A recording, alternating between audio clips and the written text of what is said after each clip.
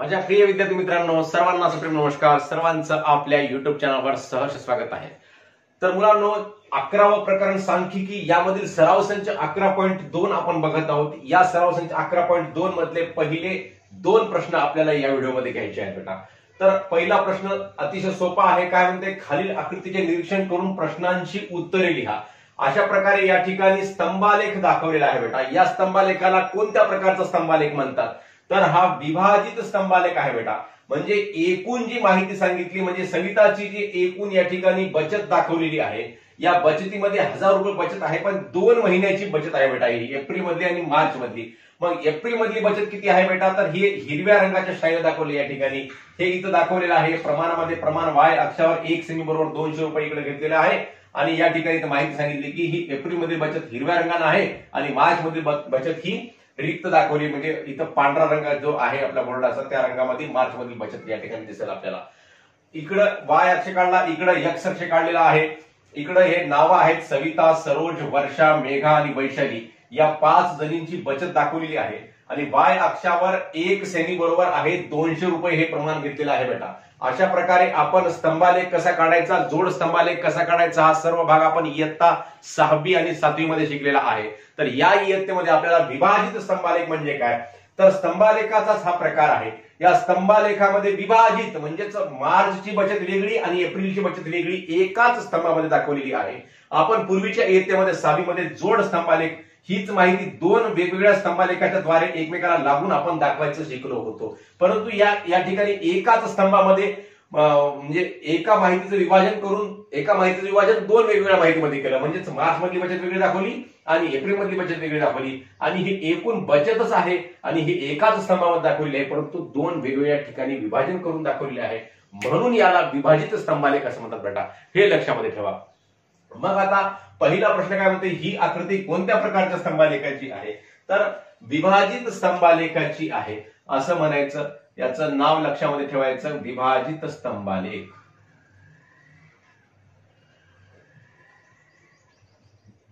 विभाजित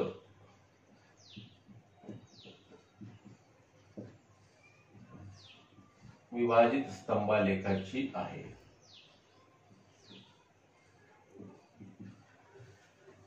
मग आता दुसरा प्रश्न काय म्हणते बेटा, वैशालीची एप्रिल महिन्यातील बचत किती आहे. आता वैशाली नावाची व्यक्ती कुठे आहे, या ठिकाणी आहे. वैशालीची एप्रिल महिन्यातील बचत किती आहे.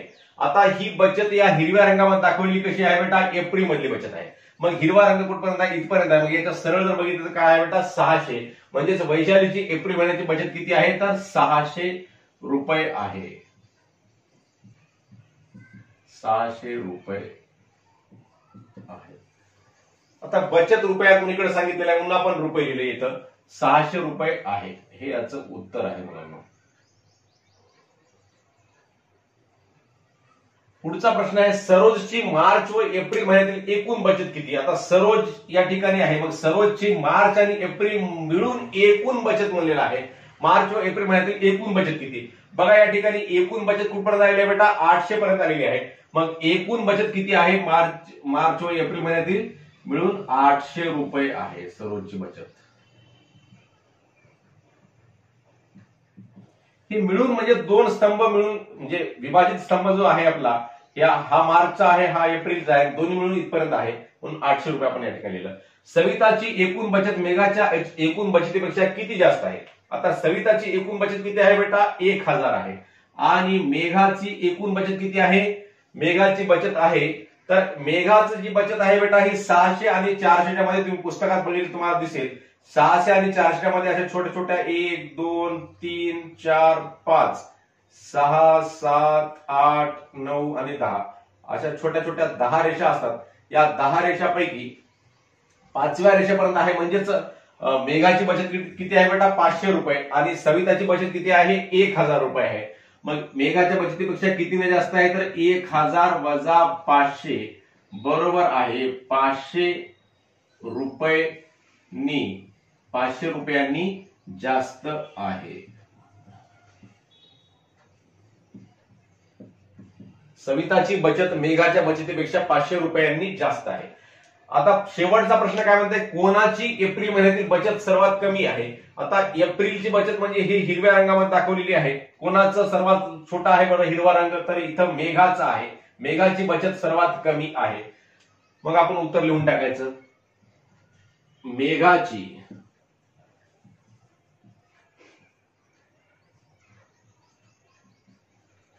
एप्रिल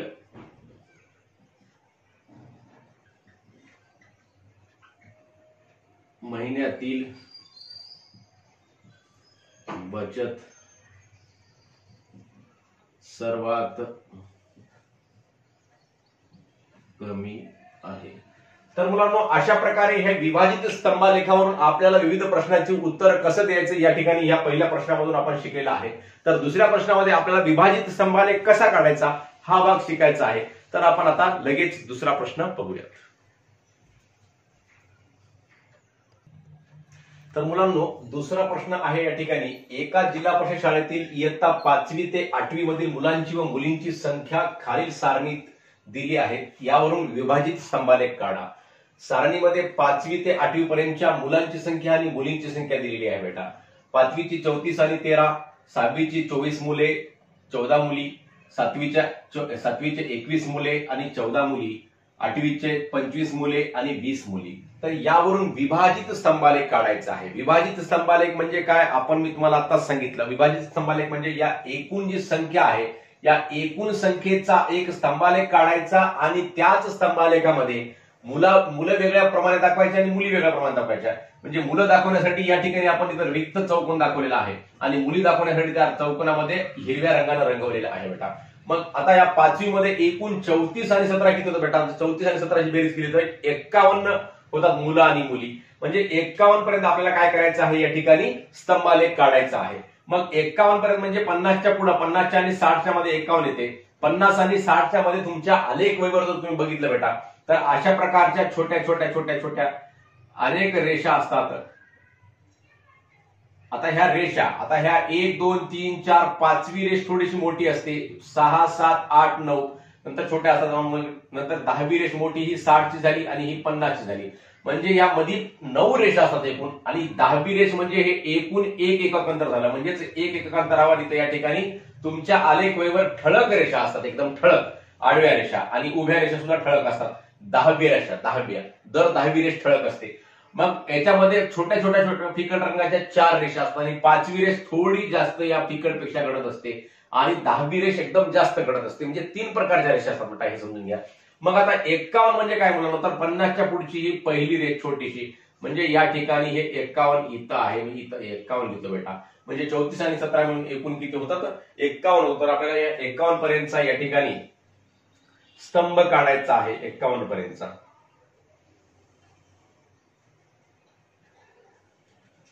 आता हा आपल्या 51च्या सरळ आहे का हे बघण्यासाठी आडव्या रेषानं आपण असं स्केल लावून बघून घेऊ शकतो बेटा. तर अशा प्रमाणे आपण 51 इथपर्यंत देऊ शकते. मग ह्या 51चा आपण स्तंभालेख काढून घेऊयात. काढत आहोत आपण या ठिकाणी 51चा स्तंभालेख.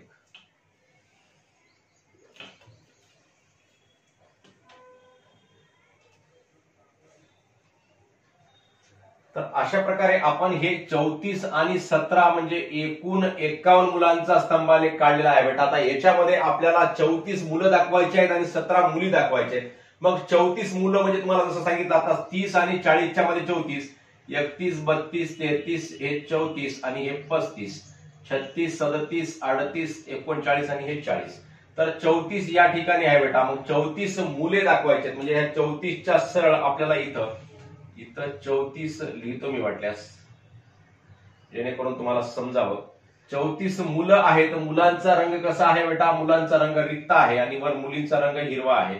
मग इथपर्यंत मी इथं 34 दाखवतो बेटा. 34 आता इथपर्यंत आपल्याला रिक्त दाखवायचा स्तंभालेख आणि वरच्या रंगाला वर काय करायचं आहे? रंग द्यायचा हिरवा रंग. आणि 6वी मध्ये 24 आणि 14 म्हणजे एकूण किती होतात बेटा? 38 होतात. 24 आणि 14. तर आपल्याला 38 पर्यंत या ठिकाणी इथं स्तंभालेख काढायचं आहे. इथपर्यंत 38 आहे मुलांनो. हे 38 आहे. इथं छोट्या अक्षरामध्ये मी 38 लिहितो किंवा मग पुढे बाण दाखवून पुढे मी इथं 38 म्हणून सांगतो तुम्हाला, म्हणजे जेणेकरून तुम्हाला हे 38 आहे हे समजावं. तर 38 पर्यंत आपल्याला या ठिकाणी काय करायचं आहे? स्तंभालेख काढायचा आहे 38 पर्यंत.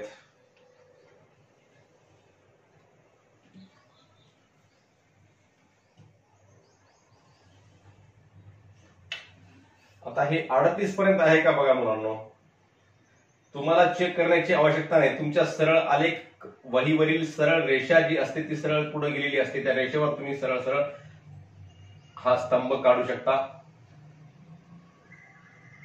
तर हे 38 पर्यंत आपण हा स्तंभालेख काढलेला आहे. याच्यामध्ये 24 मुलं आहेत आणि 14 मुली आहेत बेटा. मग 24 मुलं आपण खाली दाखवूया.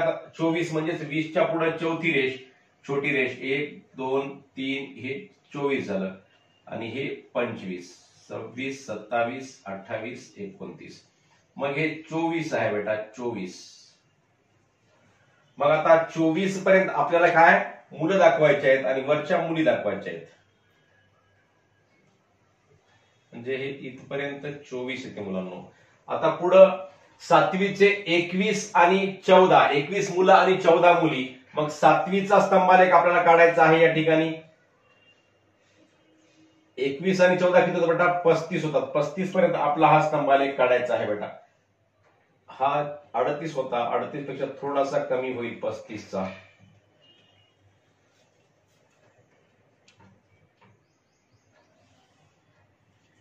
त्या 35च्या सरळ आहे का बघून घ्या मुलांना. हे आहे 35. तर हा 35च्या सरळ आपण स्तंभालेख या ठिकाणी काढलेला आहे. हा 35 दाखवणारा स्तंभालेख आहे. याच्यामध्ये 21 मुले आहेत आणि 14 मुली आहेत. परत 21 पर्यंत हे इथं 21 आहे बेटा. 21 पर्यंत आपण इथं या ठिकाणी मुलं आहेत. 21 पर्यंत मुलांचा स्तंभालेख आपल्याला रिक्त ठेवायचा आहे. इथपर्यंत 21 येते मुलांना 21 आणि वरचा आहे 14. मग आता पुढे आहे 8वीचं 25 मुले आणि 20 मुली म्हणजे एकूण 45 दाखवणारा 45 संख्या दाखवणारा स्तंभालेख आपल्या या ठिकाणी काढायचा आहे. आता 45 बेटा इथं 45 आपण काढून घेऊयात. 41 42 43 44 आणि हे 45 झालं. 46 47 48 49 आणि हे 50. हे 45 आहे बेटा. तुम्हाला समजून घेण्यासाठी मी इथं हे रेषा मारत आहे. तुम्हाला रेषा मारण्याची आवश्यकता नाही. तुमच्या आलेख वहीवर अशा रेषा असतात. तुम्हाला पुन्हा पुन्हा मी सांगत आहे. मग इथं 45 म्हणजे 40 आणि 50च्या मधली जी फिकट रेषा असते थोडीशी जास्त गडद असते या फिकट रेषेपेक्षा. अशा रेषेवर 45 आता आपण घ्यायचा. आणि इथं अशी आडवी स्केल लावायची सुद्धा तुम्हाला गरज नाही. इथं आपल्या आडव्या अशा रेषा नाहीत म्हणून मी या ठिकाणी समजावं म्हणून अशा प्रकारच्या या ठिकाणी स्केल लावत आहे बेटा. हे समजून घ्या. हे इथपर्यंत 45 आहे. मग आता आपण हे 45चा स्तंभालेख इथं पूर्ण करूयात. तर मुलांनो अशा प्रकारे मी तुम्ही सांगितलेले स्तंभालेख काढले. इथे या ठिकाणी या उदाहरणातले 25 या ठिकाणी मुलं दाखवायच्यात आणि 20 मुली दाखवायच्यात. 25 मुलं म्हणजे 25 कुठपर्यंत आहे बेटा तर 25 हे इथपर्यंत 25 आहे. मग 25च्या सरळ इथं मुलं आहेत.